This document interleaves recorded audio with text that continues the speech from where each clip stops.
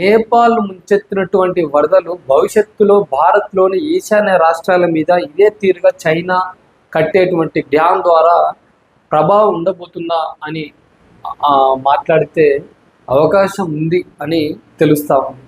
అవును ఫ్రెండ్స్, ఇప్పుడు చైనా బ్రహ్మపుత్ర నది మీద చాలా పెద్ద డ్యామ్ అయితే నిర్మిస్తూ ఉన్నది. ఆ డ్యామ్ తోటి భారత్లోని ఈశాన్య రాష్ట్రాలకు చాలా ముప్పు కొంచెం ఉంది భవిష్యత్తులో అని చెప్పేసి కొంతమంది నిపుణులు అయితే హెచ్చరిస్తూ ఉన్నారు. అయితే అటు చైనాకి మన భారత్కు నదీ జలాల వివాదాలు అంటే నదీ జల నీరు పంపకాలు కావచ్చు, వాటి కావచ్చు, దానికి సంబంధించినటువంటి ఒప్పందాలు చైనాకి ఇండియాకి లేవు. కానీ బ్రహ్మపుత్ర నదిల హెచ్చుతగ్గులు అంటే ప్రవాహం పెరిగింది, ప్రవాహం తగ్గింది, వర్షపాతం అంటే బ్రహ్మపుత్ర నది ద్వారా మనకి ఏర్పడినటువంటి వర్షపాతం వీటి గురించి మాత్రమే ఒప్పందం ఉంది. కానీ ఆ వరదల గురించి కానీ దాని గురించి కానీ ఒప్పందం అనేది ఇండియాకి చైనాకి మధ్య లేదు. మరి ఇది లేకపోవడం వల్ల రేపు చైనా కట్టేటువంటి డ్యాము చాలా పెద్ద డ్యామ్ ఇది.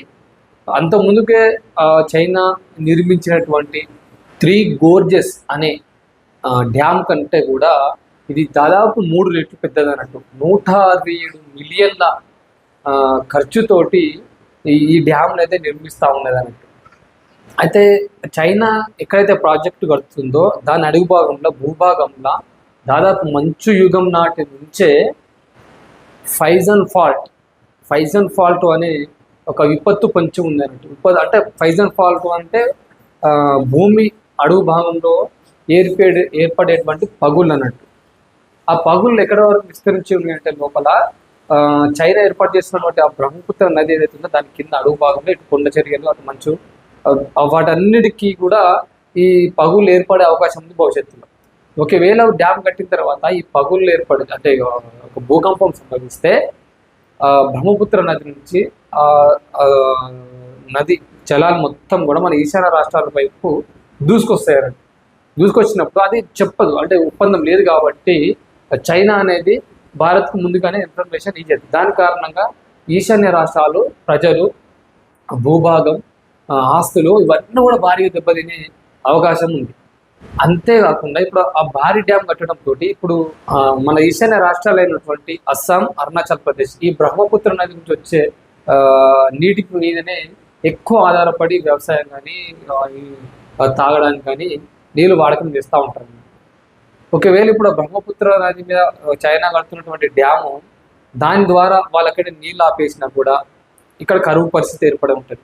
ఒకవేళ డ్యామ్కి ఏదైనా అంటే డ్యాము తెగిపోయినా కూడా ఇక్కడనే వరదలు వచ్చి నష్టం జరిగేటువంటి ప్రమాదం అయితే ఉంది.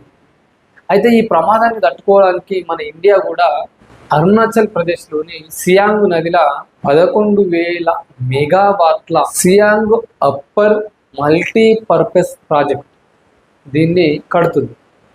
ఒకవేళ బ్రహ్మపుత్ర నది నుంచి అంటే ఎగువన చైనా కడుతున్నటువంటి డ్యాము నుంచి వరద ఎక్కువగా వచ్చినప్పుడు తట్టుకోవడానికి సియాంగ్ నదిపై మన దేశం అయితే ఈ డ్యామ్ని అయితే నిర్మిస్తుంది. మరి